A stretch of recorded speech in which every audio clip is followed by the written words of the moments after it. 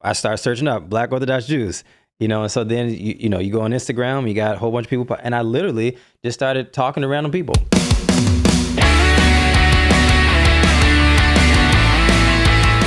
All right, everybody, welcome to episode number 30-something of Mislabeled.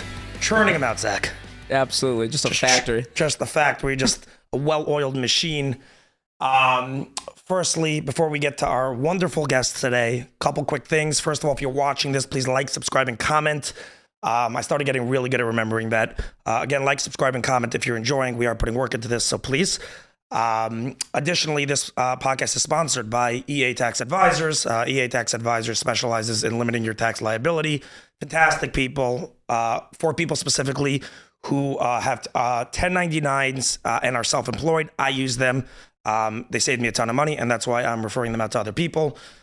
So yeah, definitely wouldn't endorse something that I personally haven't used. With that being said, I want to get to our guests for today. People that I actually found like 3 months ago on Instagram, and I immediately reached out because I thought their content and story super cool. So we are here with House of Lev, Yes. which you guys are dope, honestly. What's up, guys? Ladarrell, or I know I'm pronouncing it wrong. Ladarrell. I apologies. It's all It good. takes time for I'm people just to do I'm just that. not good. It's my issue. And Danielle. Danielle. Amazing. My apologies. I just honestly I'm on a bender of podcasts right it's now. okay. We get it. We get it. We get it. All right. So can you share with people my basic understanding of your story? I did some research, of course, is that you guys were originally Christian and now you're converting to Judaism. Is that correct? That's correct. Yes. That's correct. Okay. So could you just give me a quick understanding, really the audience and myself and Zach, a quick understanding of where you even found out about Judaism, how this whole thing started, what you saw within Judaism and how you got introduced, that it even became a thing to you. Hey, maybe we like this because it's a unique thing. Yeah. One of my cousins reached out to me and he said, hey, man, I think there are a lot of African Americans who came from West Africa who could possibly be Jewish. And so that was very, very intriguing. And so that got us on a rabbit hole, started researching because we never heard anything like that. At that time, we never seen any Black Jews or anything like that. So it was intriguing. So, I mean, you start typing Black Jews and, you get all different types of things. We went on a rabbit hole. We went on the search. And but what we found, we just really fell in love with the Jewish people. It was their connect. We just felt like they had this special connection to God that nobody else had. And at the time, we were just questioning everything. We were questioning Christianity. It wasn't making any sense for us at the time. And we were just looking, and we wanted to be able to have a really, really good, close connection to God. And so we just felt like this was the move in a nutshell. Wow. Was there anything, you mentioned that your cousin reached out to you. Was there like an initial thing that made you interested in Judaism before you knew anything about the fact that, hey, maybe there are Black Jews that are even could be Jewish? Was there anything initially? Or I think that we were like already on that journey of just kind of searching for something, searching for truth, because we were already at this place of just really questioning the whole Christian faith. I mean, it was like even a couple of years before even finding Judaism that we were like, something's just not clicking for us.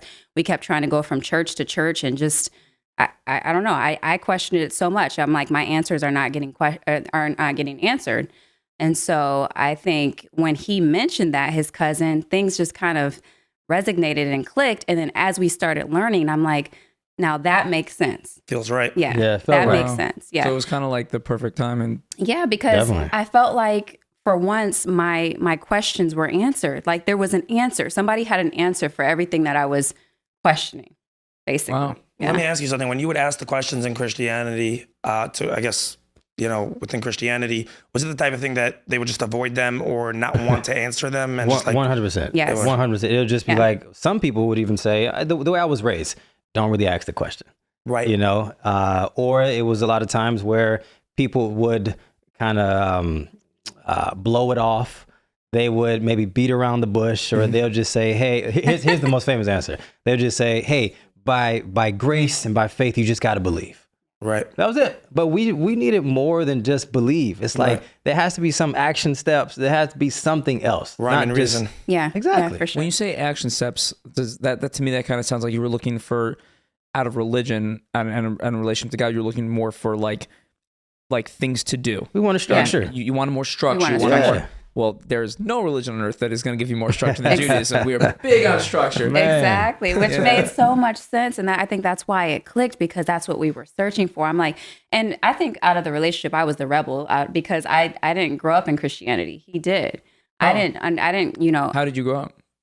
My mom was actually raised Catholic, but then she kind of rebelled against that in her teenage years and then never really had a faith. She just believed like, okay, I believe that there's a God.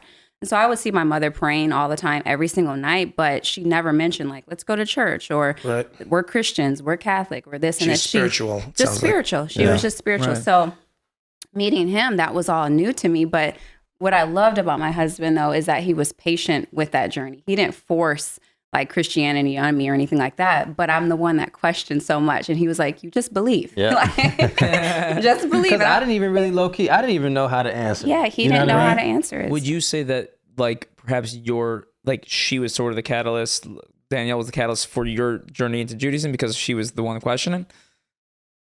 No, not necessarily. Like when I brought her the idea, she questioned a little bit, but it wasn't a long, I guess, back and forth thing. Like she said, it just was like, oh, this kind of makes sense, you know? Right. I just want to actually go back to what you said before, because I think there's an interesting lesson to take. And again, I started this podcast because I think there's impact to be made.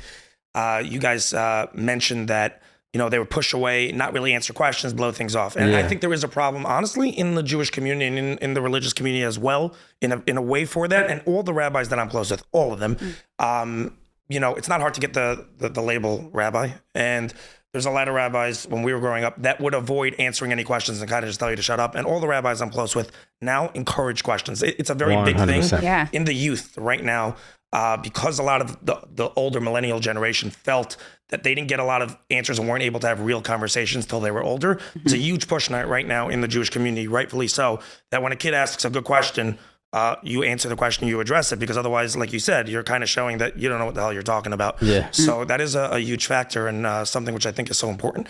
So from that perspective, I think Judaism really, like, I mean, it's almost funny that there would ever be a rabbi, you know, that doesn't encourage questions, doesn't encourage open dialogue, and even opinions that might be scary or not, you know, part of the course, because you look back through the tradition and like, what is Talmud? What is Jewish learning if not people asking questions? Like, that's what we do. Right. Yeah. That's all Judaism is constantly asking questions. Avram Avinu asked questions to God. Like we question God. Exactly. Yeah.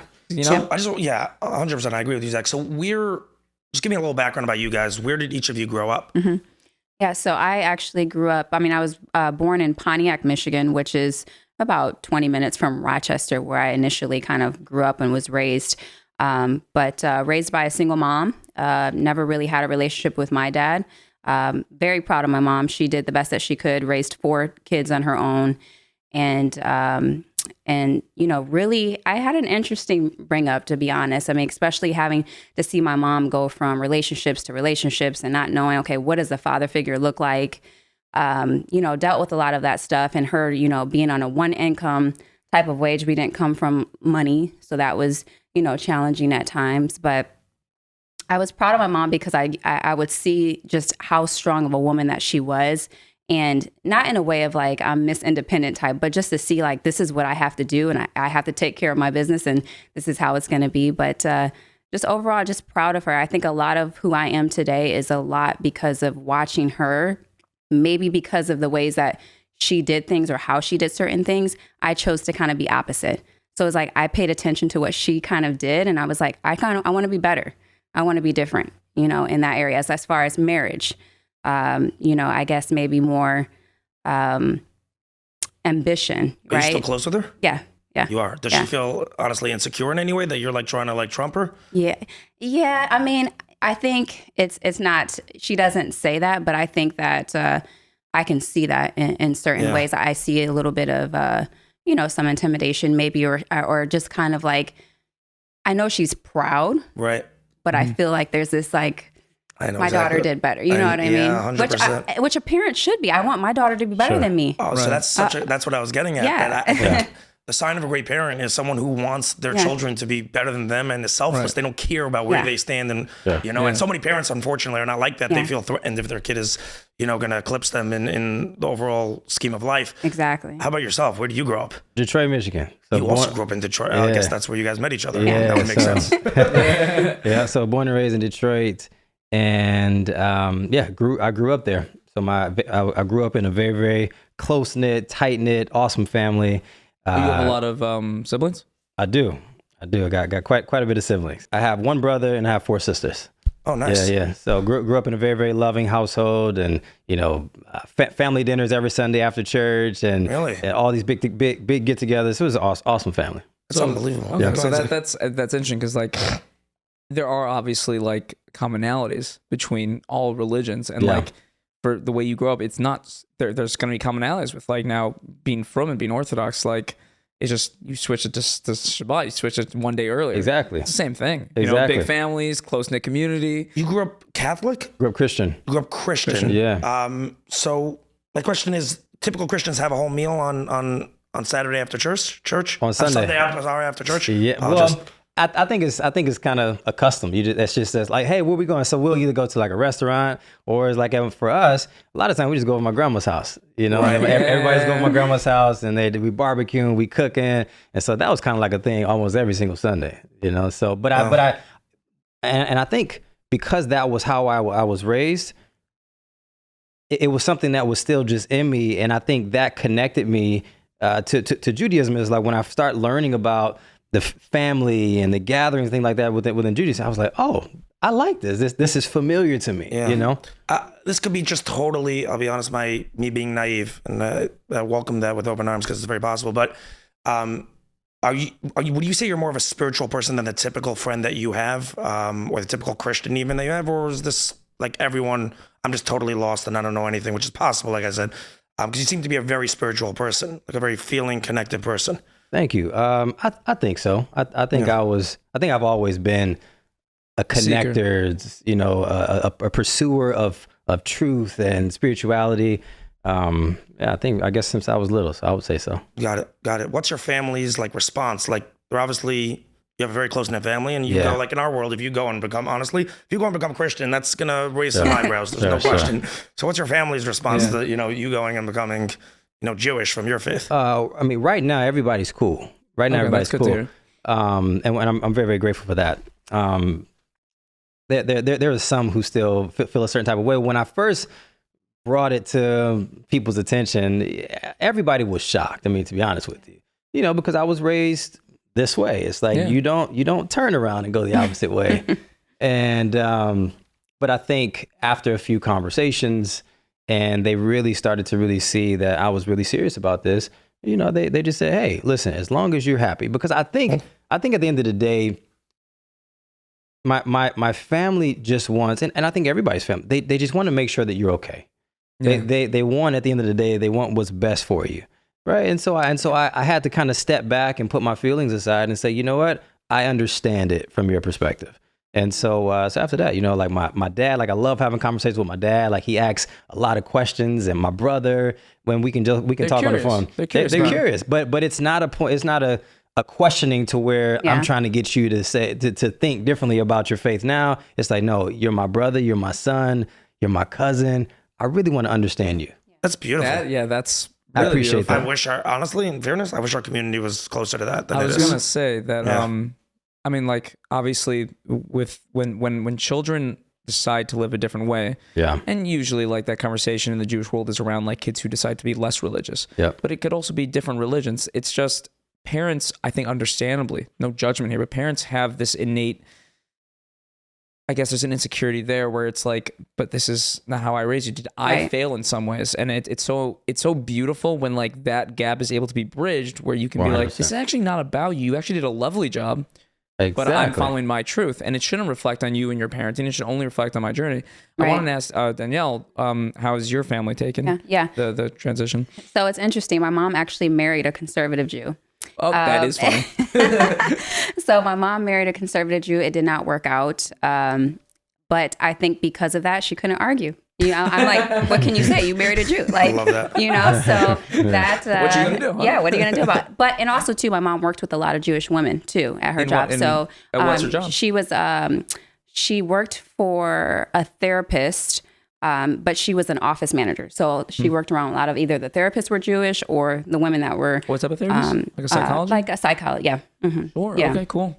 So yeah, that was interesting. And so she started kind of understanding the culture. She started understanding more of like, okay, their holidays, because they will bring it up and say, this is our holiday, this is this. I think a lot of the women that were in her job with her, though, they were more on the conservative side. But she, you know, I think she, you know, she did mention one thing. She was like, are you going all the like Orthodox? And I was like, absolutely. Right. And she was like, okay. That is something I wanted to ask. Yeah. During this journey, was there ever a time when you guys were thinking about not going all the way Orthodox? And that you thought maybe you were going to be a certain level religious, but not, you know, lack at? Yeah. No. We went from like Noahide for a minute to like, we're going all the way. By the way, everyone's got to start wearing their hat like you. Like everyone. You're just going to start a trend. Do I wear it differently? I love the way I guess it's not like. Put the bird down. No, it looks so much better. Yeah, also with the closed bun and the chain, it's just. You're wearing it like, what's his name? What's the singer's name? I'm spacing out. Neeson? No. Who's the. I have no idea. What's his name? Partners with Dave Grutman, whatever. He's not Farrell. I don't know. Move on. No, he has a famous. I'm blanking. Whatever. Oh, wait. What's his?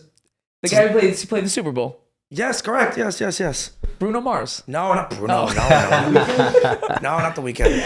Either way, we'll get back to that. I just want to clarify one statement I made earlier because I think it's important. And when I said I wish the community was more like, you know, your family in this regard, I want to be clear. I'm a huge believer in Torah, and I want to be clear about that. Sure.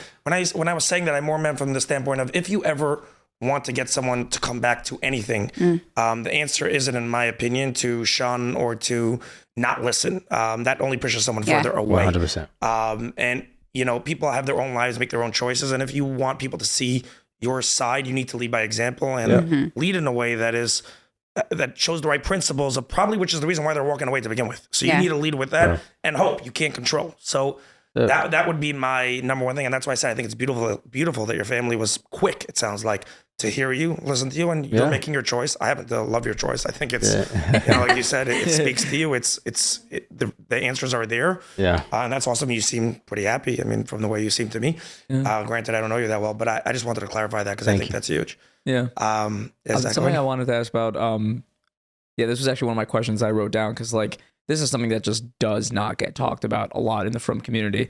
I think a little bit in Chabad, but like the Noahide thing.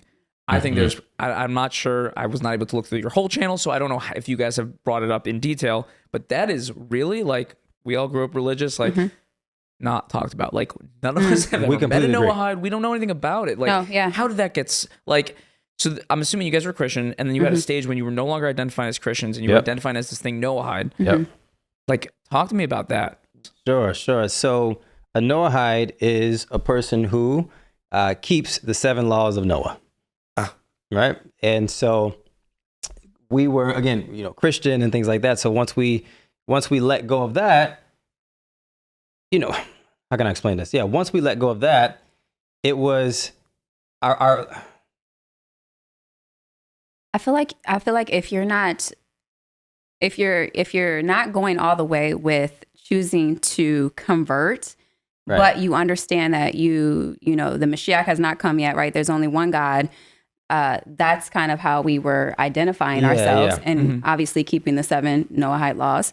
That's kind of what we went to when we got to that point.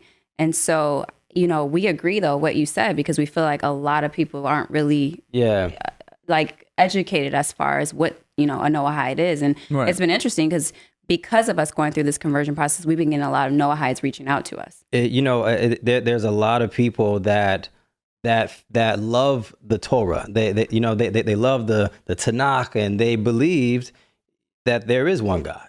Right. You know, and they do not believe in the Trinity. They believe in the God that spoke to Moses on Sinai, but they're non-Jews, and they don't necessarily want to become Jews. Right. And that's what I was going to say. You know, they don't want to convert, and they're completely happy with kind of, you know, we're just staying in that lane. Do they also not want to be Christian? They don't want to be Christian at all. They believe in one They believe God. in They believe in the Torah. They believe in the Old Testament. Yes. They can give it to the Jews, but they just where do these people go if you're a Noahide? Where do you go for like your Torah? Like where do That's they go the for thing. information? Where do they go for community? That's the thing. You know, the community isn't established. There's nothing really established for Noahides. Like they're just kind of scattered all around, and maybe they have a couple. Like There's some places who got like actually a small little community. Really? But they don't have like a center. They don't have they don't have like a they don't place have, of like, their own learning. synagogue. No.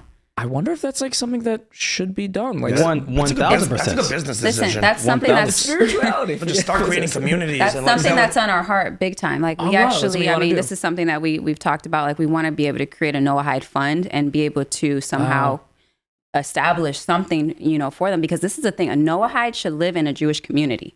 Right. They should. Because then you're not going to know how to. I mean, obviously they don't observe the Sabbath. You don't do that. Right.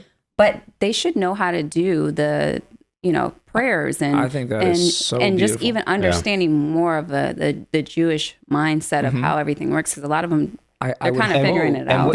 Yeah. I'm sorry. Go ahead. Oh, no, I was going to say, I would hope, because I can see, I'm sure, and we'll get to this conversation later, that there's like the otherness factor. I could see it, but at least you guys are Jews. I could see that there's going to be a real, you know, hill to get over in terms of like, if you're going to live in a Jewish community, but you're not Jewish, they're going to feel so othered, you know, even though they're, you know, but I think it's worth getting over that hill, because I think that's, I would love to actually help you guys with that. I think that's really cool. Yeah. But You know, and I think too, because the thing is, they're going to need the community. The Noahide community needs rabbis that are going to be able to 100%. invest time to be able to teach, right? Because when you look in the Torah Tanakh, you're not going to find a list of the 7 laws of Noah, right? Like it's mentioned in the Talmud, you know, I believe in Sanhedrin, you know, something like that, but it's mentioned there, you know, and so people that are not Jewish, they don't really know, they don't understand Talmud and, you know, a lot of stuff they're not even supposed to be reading like that and studying in depth like that, you know. So that's why I said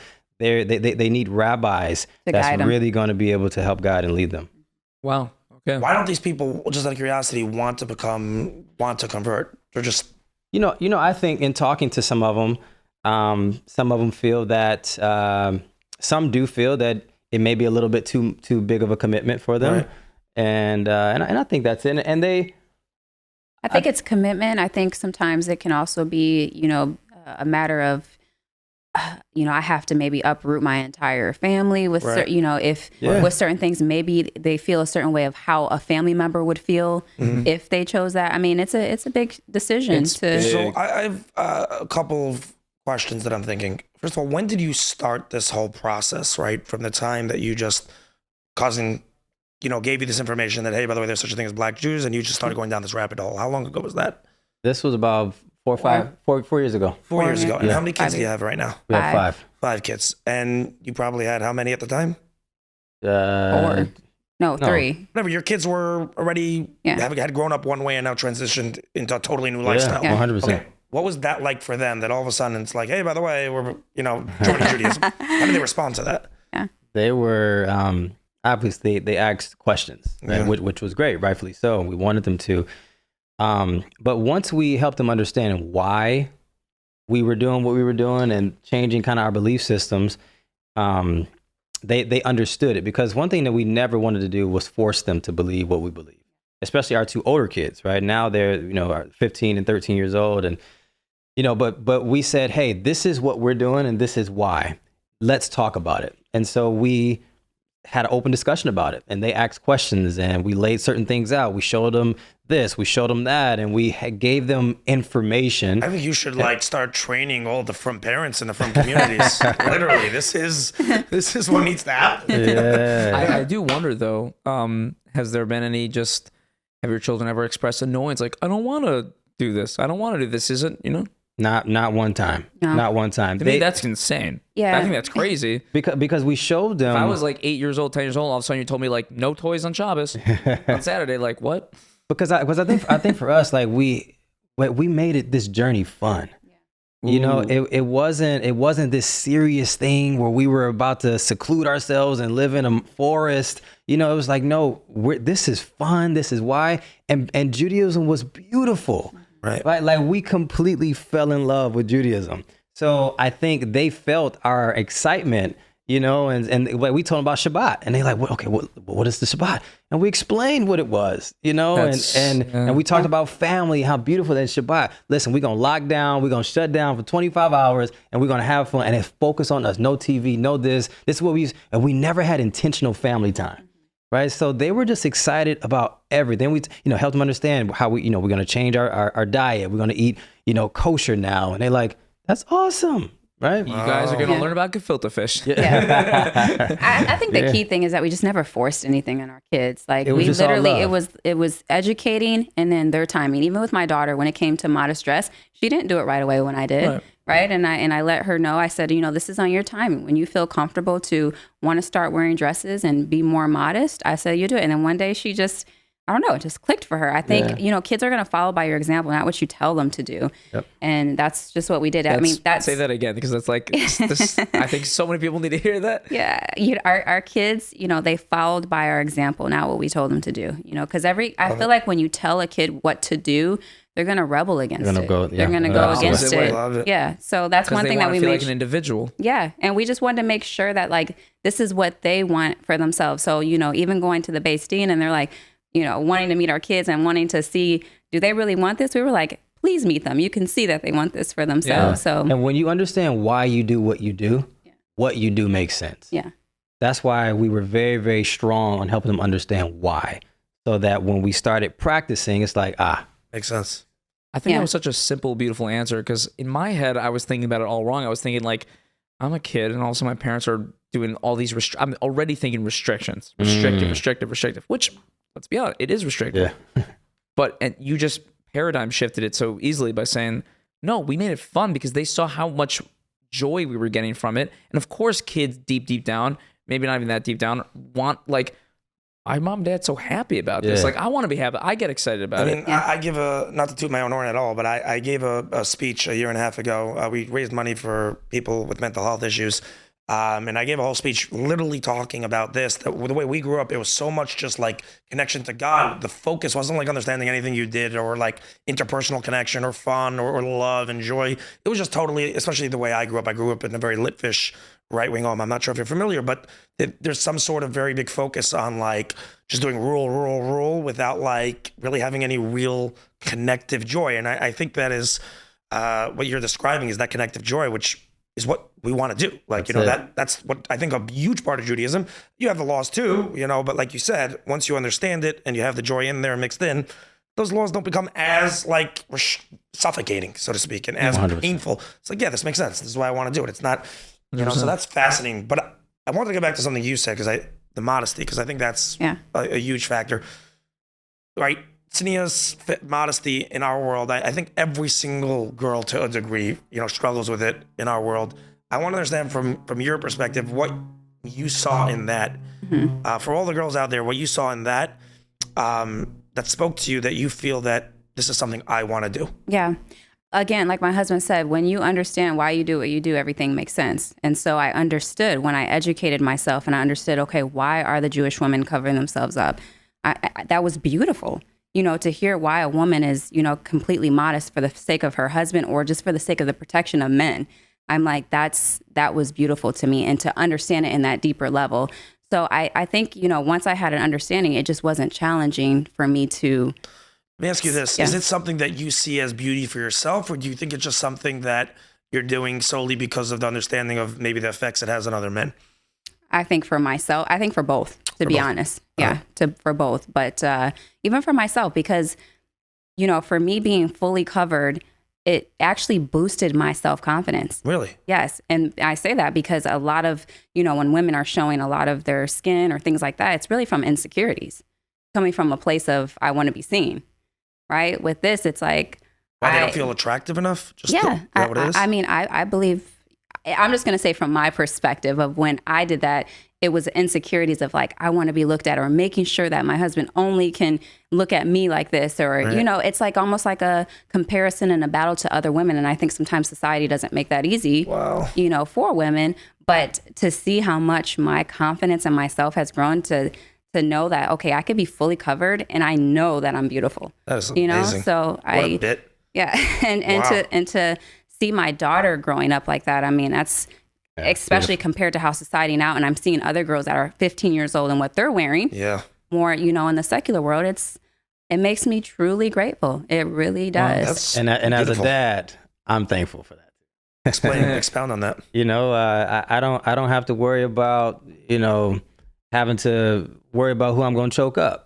You know what I mean? Like I ain't got to worry about no knucklehead dudes, you know, trying to come talk and holler at my daughter. You know what I mean? Like I love that. I love that schools are separate. You know what I mean? Like she's in it. We enrolled our kids she's in safe. Yeah, are they in Jewish schools right now? Yeah, they're in Jewish schools, That's and unbelievable. they're separated, right? All the girls over here, and you know, so I ain't got to worry about it. So that made me as a dad be like, oh, let's get it. I love it. You know? That's beautiful. That's hilarious. Yeah. I want to ask a question though. This is so beautiful what you guys are saying, and it's so inspiring. And we met your family very quickly. And we got to hang with them a few minutes. We're definitely gonna hang for the 2 minutes. Yeah, but they're so obviously they're so chill and they're so cool, and your kids are awesome, and they clearly are like very Jewish and very excited about it. But as parents, I do want to ask, let's say down the line, you have a kid who decides, well, you know what? Like, I see things differently. Yeah. What are your thoughts now? Right. It's hard to say like exactly how you're going to react when you're not in that situation. Sure. But as people who have literally changed the way they live and their values, how would you deal, or how would you tell people to deal with a kid if you foresaw that happen in your own life? Good question. If they change their values, the kids. For our kids? Yeah, let's say your kids change their values, and they're good people, but they want to do things differently. Maybe they want to be less religious, different type of Jew. Maybe they don't want to be Jewish. Like how would think about how would I want my dad to treat me? I definitely wouldn't want my dad to turn his heart away from me. I wouldn't want him to treat me differently. Yeah, you know, and so I would love whoever. You know, I would love our kids even more, because that's what they would need. They need love. When they say, hey, I want to go a different direction, me going off and cussing them out, yelling at them, and turning our backs on them, that's not going to make them want to come back. We touched on this a little bit earlier, but similar idea. Yeah. You know what I mean? So no, I would, you know, we would just love more and spend more time, and because at that, if you know. For us, that's a, you know, God forbid, right? You know, but if that was to happen, I'm like, man, let's see what we can do just to spend more time together, and let's talk it through and to understand. Let me understand where you are, and we go from there. Yeah, that's beautiful. Develop that relationship, and if you can't control. You can't control. You can't force your beliefs on someone else. So the best thing you can do is just not even to get them to come back. It has to be their own process. Like, it can't be like a manipulation of like, hey, I'm gonna love you so you come back. I don't even think that's exactly. the move. So you love them because you love them. That's very conditional. Right. Yeah. You love them because you love them, and you lead by example. We had a guest on earlier, one of our pods, which I'm sure you've watched. I'm sure you've watched all of our podcasts. He's being sarcastic. Yes. No, we had Remy Garari, and he had this line which I really liked, which was like, because he's kind of become a beacon in the Chabad community where he lives, of like kids who, you know, kind of flock to him, kids who are like not really, like maybe they're on a different derech than their parents, and they flock to him because he's so non-judgmental. And he's like called up parents before and been like, your kid, your daughter, your son is 20 years old. Like up until like 20, like you can kind of like, you know, set down like, this is what we do in this house. Like, you know, this is how we do religion. This is how we do this. After 20, your job is to love them. Like that's an adult, man. Like that's an adult. You're done. You're done. I hear that. Yeah. That is a full I mean, they adult. say in general, right, the most formative years, let's just be real, are childhood years in general. So, couple other questions. How far along are you guys with the conversion process right now? Ah, man, Bezrat Hashem, I feel like we're at the end. Yeah. You know, Really so we actually have a meeting with the Beis Din tomorrow. Oh, wow. So the last meeting was back in August. They gave us we had our syllabus, you know, to kind of go through the different, you know, books and things like that. And so it's pretty much filled out. And so we're going to go to the base din tomorrow and say, hey, we've been working. We've been working. And so, we're hoping that that this will kind of give them a better idea of kind of saying, hey, let's go ahead and book that final test. And we can, How long are these tests? We're talking like SAT level? Like what? I have no idea. No, I think it's based off of each. I mean, everybody's process is not the same. That's why somebody can't say, okay, what am I going to expect? It's like, I don't know. It's going to be different depending on your situation of, do you have kids? Are you guys married? This. So it's different things that it entails. And so I think the final test is just based off of an accumulation of everything that they've learned about you. Yeah. And then kind of based off of, what you've learned or what you know. And it's been 2 years. Yeah, so it's been 2 years. That's kind of grueling. Well, it will be 2 years, wouldn't it? It won't be 2 years in April. Yeah. Did you have to bother them a lot before they took you seriously? No, not at all.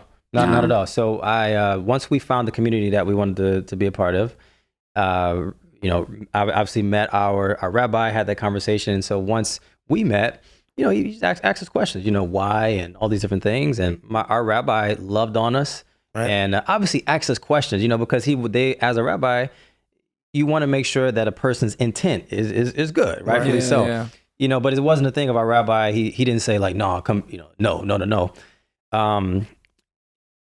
But once he agreed to sponsor us, he said, hey, contact the base din.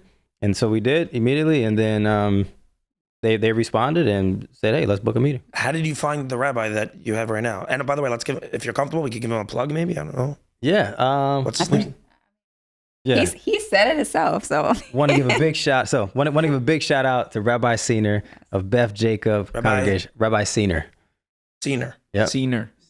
S. Rabbi Ciner. Yeah. Rabbi Senior. Rabbi Senior. Cool. Yeah. So he's been a huge. Yeah. How did you find him? Like who pointed you to him? Yeah. So a good friend of ours. His name is Yehuda Price, and big shout out to Yehuda Price. Yeah. That's family. our good friends. But when we were living out in LA, looking for our community.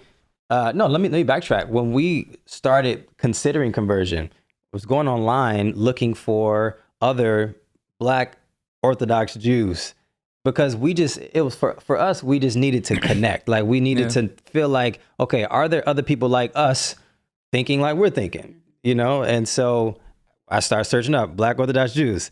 And so then, you go on Instagram, you got a whole bunch of people, and I literally just started talking to random people, and so ended up getting connected to Yehuda. Well, the funny thing, kind of backstory, is that I was already considering Irvine. And so we were like, let's see if there's even a congregation in Irvine. And then that's how it so happened that I think you looked him up, and then he saw a thing that said literally Beth Jacob. Yeah. So he had, on his page, he had Beth Jacob, It's Chabad, right? No, it's not Chabad. Not even Chabad. No. So you guys, oh wow, that's so cool. No. Surprisingly, some Jews are not made through Chabad. It's just a joke. Oh, cool. There is a Chabad out here though, for sure. Oh, I'm sure there is. There's a Chabad on planet Mars right now. 100%. That's what I'm saying. I thought it was Chabad is huge in Tekir. I'm saying, I thought for sure it was them. But I reached out anyway. So hey, tell me about your shul. We're considering moving to this particular location. And so he connected, he made the call to the rabbi, gave us the email. I emailed the rabbi, long letter. He responded the very next day, read it, say, hey, would love to meet you guys, blah, blah, blah. At the end of the email, he says, welcome home, brother. Really? Our rabbi said that. Love that. That's unbelievable. Rabbi Senior. Rabbi Senior said that. That's beautiful. Taking notes. Wow. So let me ask you this. What about Judaism do you like the most thus far? Oh, man. Woo. Where were you? I would say Shabbat for me personally. Yeah, it's so beautiful. It's 25 hours of just intentional time of, family, unplugging from the world. I'm like, the Jews are the only ones that get to have this. Yes. It's special. It is so special. Yeah. And you almost it's like when you come out of it, you're just like, now back to the grind. You obviously don't have to keep at this point. Yeah. Do you keep? We do. No, not 100%. Yeah. You have to turn on like one light, right? Yeah. So we can't keep it 100%. Yeah. We're not technicality, right? It's just like one flick. Yeah. It's like we each have like something that we have to kind of just break. But not extreme things, but But for all intents and purposes, you basically keep it. Yeah, absolutely. 100%. Yeah, we don't drive. That is an easy one, by the way. Like Shabbat is just everyone should be keeping some form of Shabbat. Like once you've had a taste of it, it's like, good stuff. You really want to be on your phone all the days of the week? Facts. You really don't? Facts. Right? No, you don't. Yeah. That's unbelievable. Beautiful. So it sounds like this is going to be completed within the next month or two, type of thing. That's Hashem, That's yeah. unbelievable. I hope so. I'm ready to get this thing done. Love it. I love it. That's a real commitment. Because Thank you. I'll be honest, I was not expecting you guys to say 2 years. Yeah. I didn't realize that's how long this takes. That's Of course. Some is longer. to commit Yeah, some that could be much longer. to something that you want that badly, and knowing that it's going to take, I mean, that's like going to college. Like, you're really committed. That's awesome. It gets hard sometimes, like, I mean, it has its challenges because there is a waiting period and you don't know when it's going to happen. Like one of my biggest things right now is that I don't count for a minion. Yeah. Right. So Does that hurt you in any way? You ever feel like, hey, that feels not nice? not necessarily like that to that extent. I think it's just more of it's anxious. frustration, because there's been a lot of times where it's like there's 10 guys, I'm the 10th guy.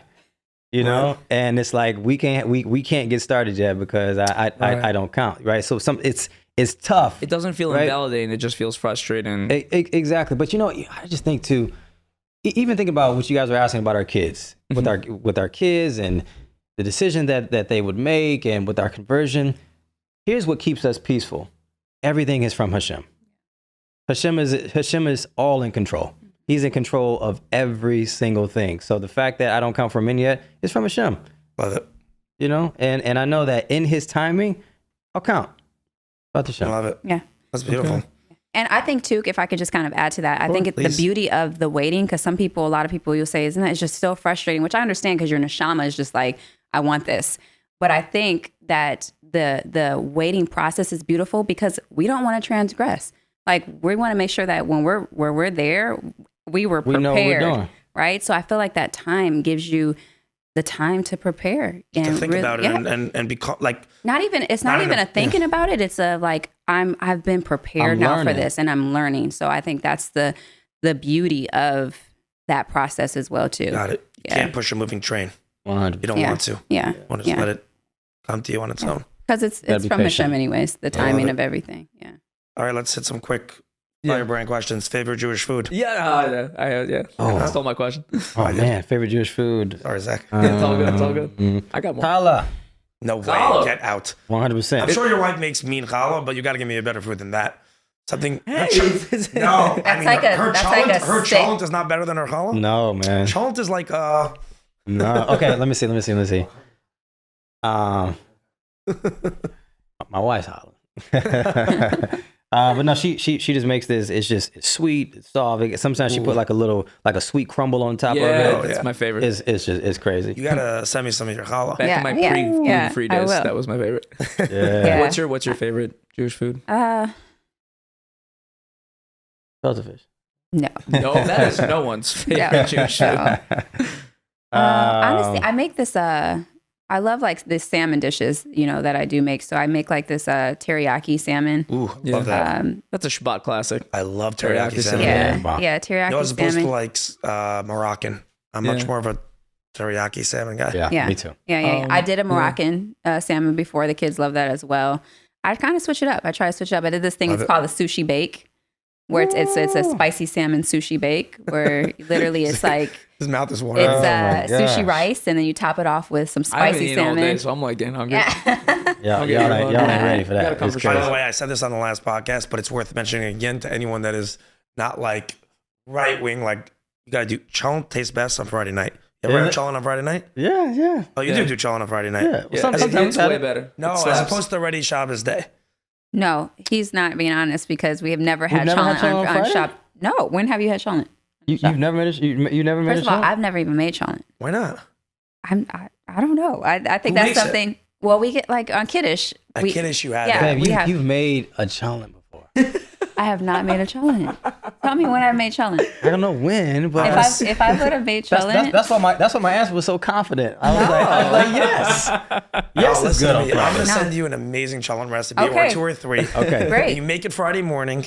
You let it run Friday night after the meal, like after you've read your chilled with your kids. Yeah. before you go to sleep, you hit a bowl or two of cholent. Am I saying wrong, Zach? You're not saying wrong. You're not I'm saying wrong. telling you, it is so good. And also, it feels like it's a little sneaky also because you feel like you're like, just like, I'm just gonna have a little taste before tomorrow. And you're not allowed to touch it. You're officially not allowed to really take, like, the way we grew up, you can't take cholent Friday night. Like, okay, your parents here and they'll give you a little scoop. Yeah. You're not really allowed to go take it. Like, it's really for Shabbos day. A little transgressive. Okay. I got it. Got it. Yeah, I need some recipes in I that. have an interesting question though. Just speaking about like now we're talking about like just Jewish cultural things, right? These are just cultural things, right? What makes a Jew is not the food, but you guys have another culture, right? Because you guys have Black culture. How do you incorporate that still into your lives? Do you like and I'm curious in what ways? Well, food. Yeah, I was gonna ask. I make fried chicken, right? Oh, yeah. I'm still making fried chicken. I make greens, like collard greens. It's because you can still have all that. Obviously, Of course, still kosher and that. So, I think in food, I really still incorporate it in many, many ways.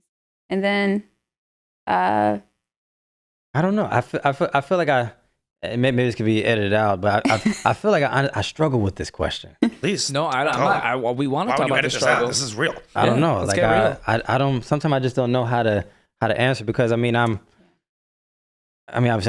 Black. I'm a Black dude. Yeah. But I think. Yes, I changed, but I didn't change. You're You know what I mean? still Like you. I'm still me. You know. Yeah. So I guess my culture comes with me. You know what I mean? yeah, I would agree. That. Judaism opens it with welcome arms. We will. Yeah. And I think this is the thing that for people with us, like, because we get that question like a lot, like how has like things changed as far as you still being Black and this and this. Well, okay, my mom is Ukrainian, Irish, French, right? My dad wow. is Filipino and Black, so I think, and then he's mixed as well too. He has, what is it, German on your side? I'm like, it's a whole bunch of stuff. We don't know, but it's a lot of stuff. Yeah. It's a lot of stuff.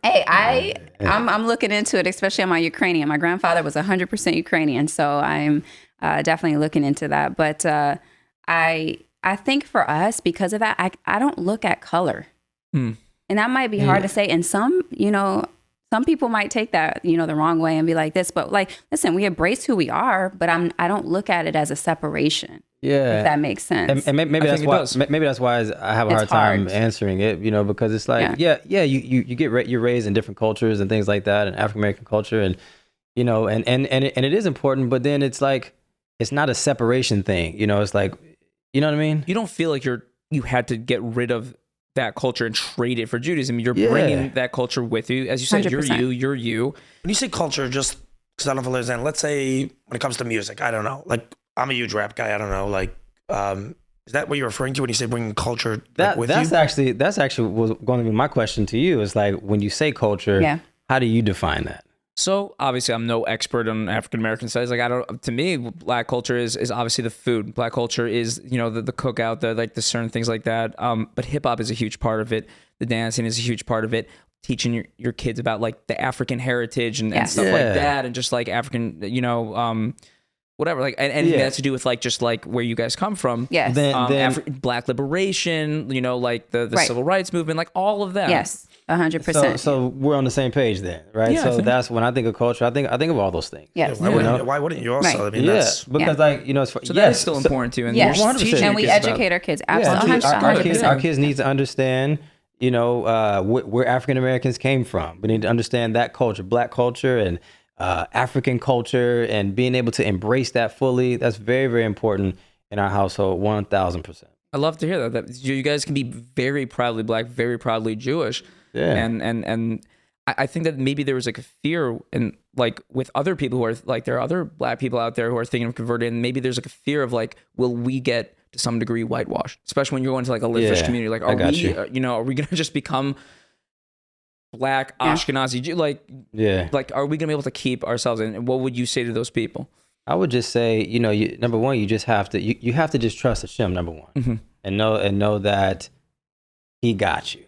The second thing I'll say is, finding the right community, is important too. Yeah. Because there are communities, unfortunately, that doesn't welcome, color. Otherness. There's communities that don't, and it's very unfortunate. Yeah. We've heard horror stories about stuff like that.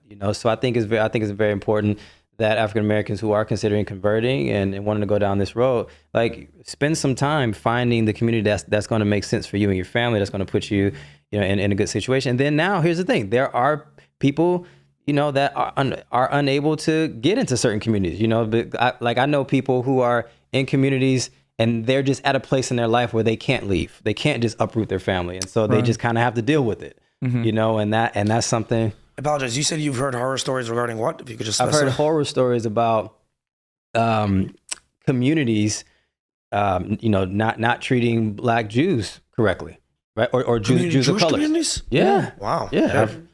That's not cool. That's Yeah. unfortunately not that hard to fathom. Yeah, well, I don't think it's very common, but there is stories communities. of We're communities and places. we're Jews of color.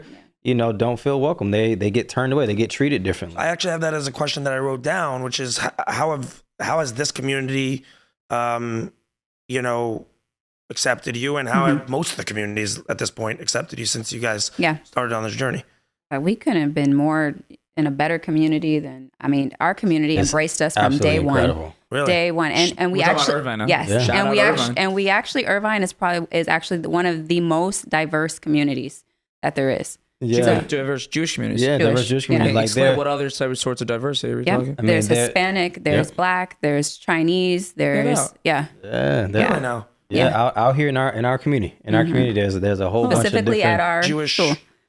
ethnicities. That's so cool. Yeah, it's great. What about other communities? I don't know that you've been around. Also, positive like experiences. we've never had any negative experience. We've never had negative experiences. I think, there's just different communities of like what you're gonna see more of or see less of, and there's obviously going to be some communities you walk into and you are going to be the only people that look like you in that entire. But the love is there. The love is always. But I think too, when we first started walking into different shows and going around different communities. Again, we've never experienced anything like that, but I think a lot of it is within. Yeah. A lot of it is just kind of thinking about like, okay, well, are they looking at me differently? Like, what are they going to think? It's just all these insecurities that we're going to naturally have because it's new to us, right? But this, and so I think if a person's not careful, they can allow those different feelings internally get the best of them, and they can kind of create things that's not there. Yeah, 100% you can create that because you can say I'm getting looked at a certain way and it's really all you because we were that like at one point, and that was just our insecurities because we've never been in that type of environment. Right. So of course you're going to automatically be looking for something. I think you're almost like looking for something. Defense. How did you get over that? The love when it was just nonstop of like, from the community. Yeah. From the community. Like, it's like, no, they care. They love. They're trying to help us. Like, they're people. I also think there's maybe a difference, a perspective of like, practically I'm out of the box. I'm showing up. People are going to give a second glance because they have no idea who we are. Right. Like we're new. So like they're going to give a second glance, but that second glance isn't a negative second glance. It's not a lack of That's love exactly it. to give a second glance to someone who looks different, especially when a lot of Jews, literally do not know any Black people, which is unfortunate. Exactly. Yeah. And and that's that's a problem I think in its own right. And I live in Crown Heights, which is like very like the Blacks live right next to Jews, and there's just really not a lot of dialogue between those two. And that's something that we could work on. But like the glance isn't bad. There are ways that are hateful or prejudiced, but then there's 100%. Just like, hey, you're different. Yeah. It's curiosity, and it's a healthy curiosity. Absolutely. Like I have earrings, and I walk into certain Jewish spaces, and people look at me like, "What the heck is he doing here?" But I'm not feeling like they have their tridents out. They're just more like, "Huh?" And that's okay. Yeah. Okay. Favorite Jewish musician? I'm back to that, Zach. Neeson Black. Neeson. You're a Neeson guy. Neeson Black. Neeson, by the way, he opened up a whole new genre in Jewish music. Literally. That's why I love him. I have so much respect for him because he does it like he's very universal. That's what I was gonna say. He's not just it's not just hip hop. Like it's like universal music. And but what I think that I can also say he's my favorite Jewish musician as well is because of who he is as a person. Like he is a just amazing human being. He's he's a Zadik, man. Really? Like he is like we just interviewed him, for our YouTube channel. The video came up they posted it 2 days. I saw. He's a real one. Yeah, and I'm like because our YouTube channel was all about elevating the family unit. And so I told him in an interview, I'm like, dude, you just elevated us. Yeah. You know, just his mindset, his wisdom. He's so grounded as a human being. So yeah.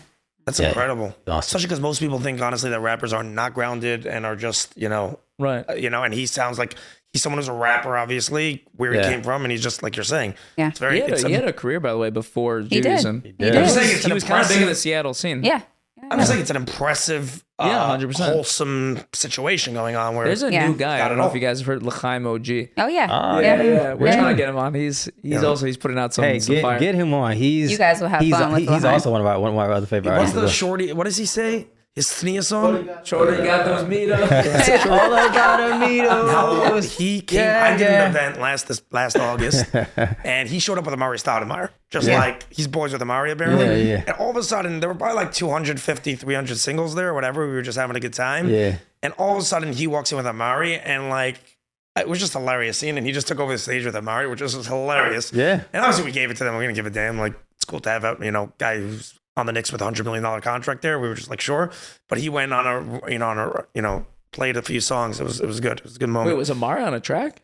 Is Amari Amari on a was bar? just sitting there He's just on sitting the there. stage, just on like a step stool. He was just like hyping. vibing out. Just Emoji was like sitting next to him, just going, Shorty's got those midos, and just like rocking. Bro, it was hilarious. It was L'chaim OG, that he's a good friend of ours as well. Really nice. And he's another guy too, because like he got bars, like he can flow. Yeah, But if you talk to that man, like he got brains. Yeah. man, he's got a brains. smart individual. Like Really? smart Very cool. individual. Yeah. I think a lot of hip hop artists, like just out in the world, are incredibly intelligent. Like I've tried rapping. I'm bad at it. It's like I think it's also not easy. but that's also a high level of creativity and talent within Yeah. that. Like very, Well, Yeah. I want that Very impressive. transitions because now I'm going to bring this up on the pod because when we were back in the house, I see you got the little recording studio in the kitchen. Hey, yeah. Which is funny because people say, what are we cooking up in the kitchen, right? Yeah, I'm literally cooking up in Talk to there. us about the music, man. Talk to us about the music. Yeah, so I grew up in a musical family. Like my dad plays the guitar, he sings, and like my aunts and uncles, they all sing and things like that. So music has always been a big thing in my life.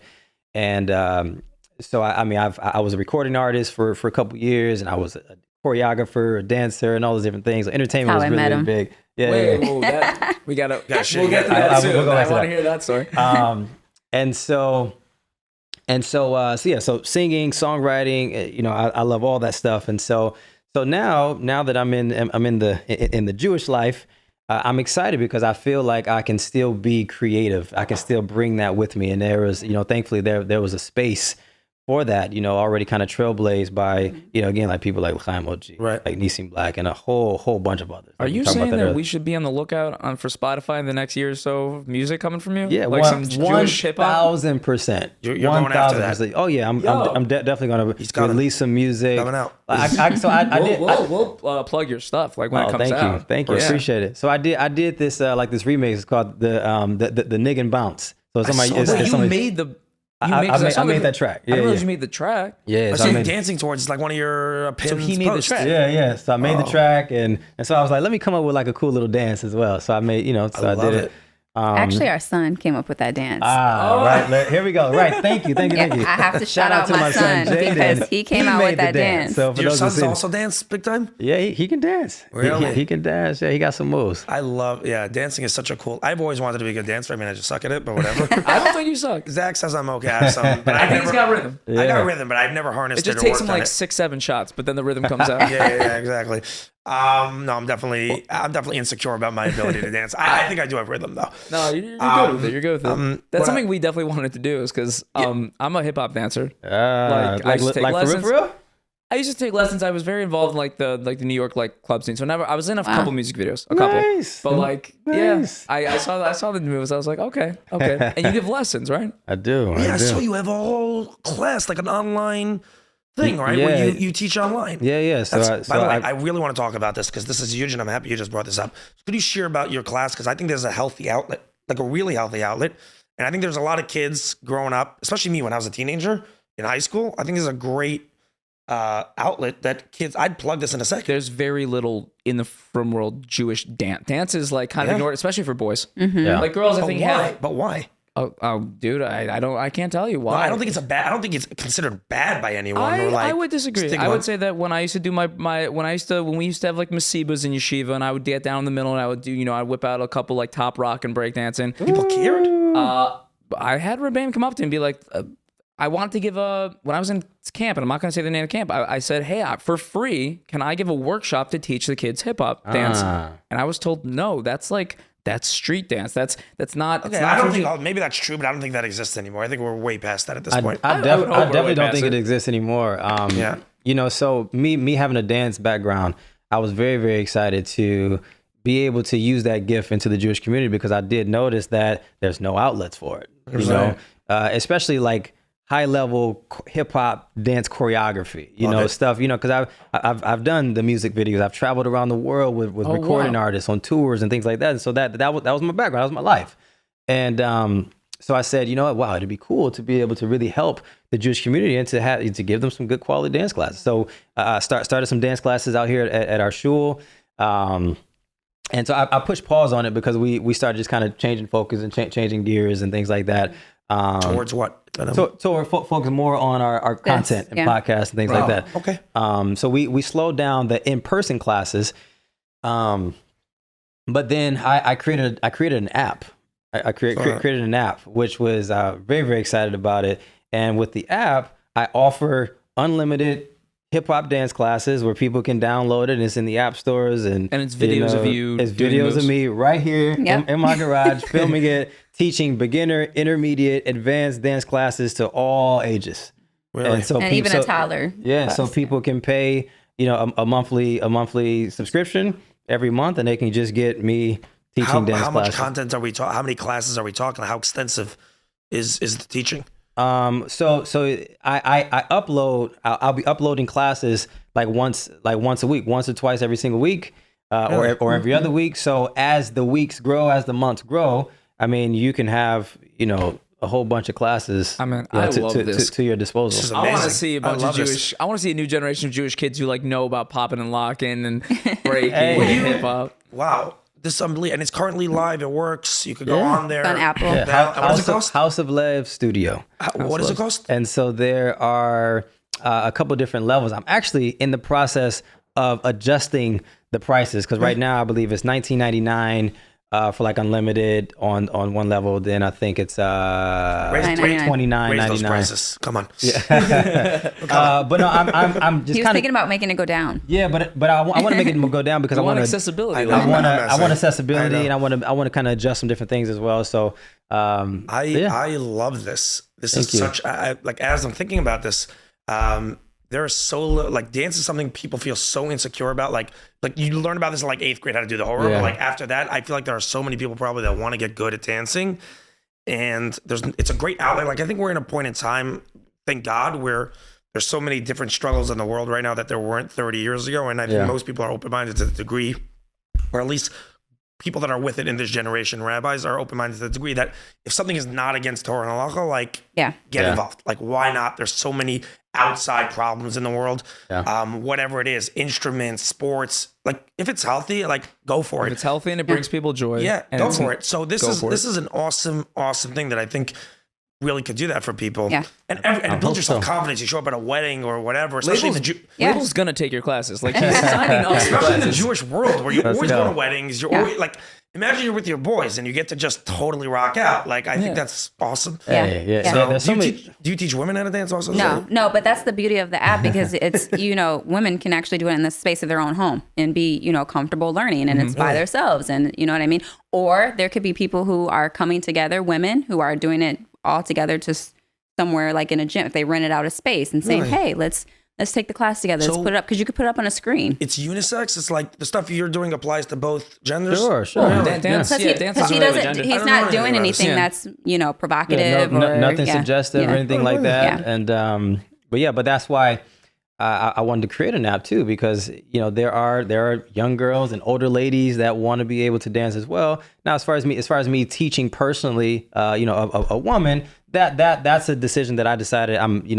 over a certain age, bat mitzvah age and above. Right. I decided that me personally, I wouldn't do it. But like, younger girls, I teach. My mind always just goes straight to business. I think what you should do is you should have like in each community, you should like hire like a trainer for these people, like Jewish or not. It doesn't really make a difference, that they teach your content to the people in the community. Oh. And like whatever, I don't know. My brain just goes crazy. Brainstorm. You know what I'm saying? So they get the in person, because then the in person is much more powerful than over an app. Yeah. But that trainer, it doesn't make a difference if they're Jewish or not. But they cater to the Frum community or even Jewish community, and everyone just comes and they teach your stuff. I think that would be a cool idea. Well, I'm definitely gonna check out the app for sure. You know what I'm saying? And you could select your person in each community, whoever. The style that they do. Later, we're going to discuss this. We'll come up with sounds good. Sounds me that you mentioned to him that I was a dancer, and that I think that he said, well, you guys should have a dance off. And I'm pretty sure you told me that his response was, he better get ready to get smoked. It's on McDonald's time, bro. Let's go. Let's get it. You don't want the smoke. You don't want the smoke. I want all the smoke. Let's go. 3 questions. Yeah. Number 1, I know we did a couple of fire questions. One more. Outside of Nissan Black, favorite influencer / personality in the Frum world right now? Wow. Maybe we love non-Jewish nanny. We just got hilarious. hip to her like not too long ago. She's awesome. Yeah, she is awesome. She's like a friend of ours now. Super inspirational. Yeah, we saw the interview for her. You guys should probably love her. Yeah, she's like she's like sort of, you guys are, she's not converted, and she's everyone's telling her to, and it's like, guys, let her make her own decisions. Yeah. I just love that she's just so like intrigued with it, and she's having fun with it. I mean, you could just tell she's having fun and she's being herself. She's not trying to like, she'll be like, what is this? Or I'm learning about this. Just and so authentic. Yeah, so authentic. Yeah. We like that Jewish family is really cool. Oh, we love that Jewish family. That Jewish family. I think they're living in Australia right now, and they're traveling. They're nomads. Moses and Zipporah, they're super inspirational. Cool. Moses, So we like a lot. That's one of the questions. Like but then you forget when you get on the spot, you're like, we didn't mention that. Okay, really, one more question that I have that just sticks out to me. Do you have a message for the people? Primarily for the people who are in the grew up religious, grew up Frum, but no longer really care for it too much, / have problems with it, aren't happy with the religion. Yeah. Do you have a message for them? I don't know, that maybe could be helpful, inspirational, or not, or whatever your thoughts are around that. Please.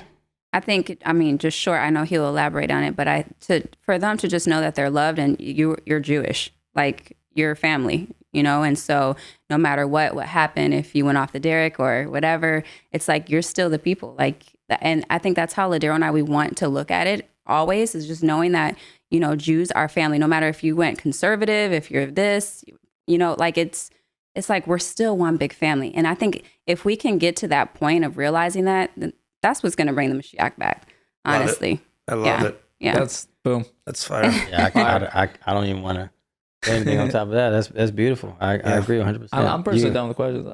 Yeah, no, I'm good. I think we hit on pretty much everything. Yeah. Honestly, fascinating conversation. I had so much fun just now. Yeah, I had a good time. Wow, listen, we had an absolute blast, and we wish you guys nothing but brachas, hatzlacha. Yes. You guys are doing a great thing. Yeah, absolutely. I think. It's funny. We become friends we're making a lot of friends. Everyone we sit down with, by the time we're done, no, Zach, we just like, we're homies. We're homies. By the time we're done, we chill. I feel that. Yeah. I feel like, man, I can't, like, when we come out to New York, I want to hit you guys up. We'll love to. We're going out. We're doing dinner. We're doing dinner. We're going to have a good time. We're getting you some Friday Night Challenge. You come to New York. 100% of that. Let's go. Guys, thank you so much. No, we're in talk. We don't want to interrupt it. Yeah. No, we're in talks with coming out there soon. East Coast. Really now? Yeah, to the East Coast. Hasselhoff takes New York. Yeah. So. I love it. All right, guys. Thank you so much again for your time, for welcoming us into your home. Of course. Yeah, I'm about to raid your fridge. Trusting us to share your story, because it is an intriguing one, and you could have picked a lot of people to do it.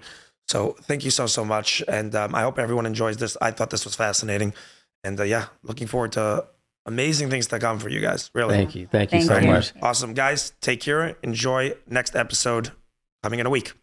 Peace and love. Peace and love.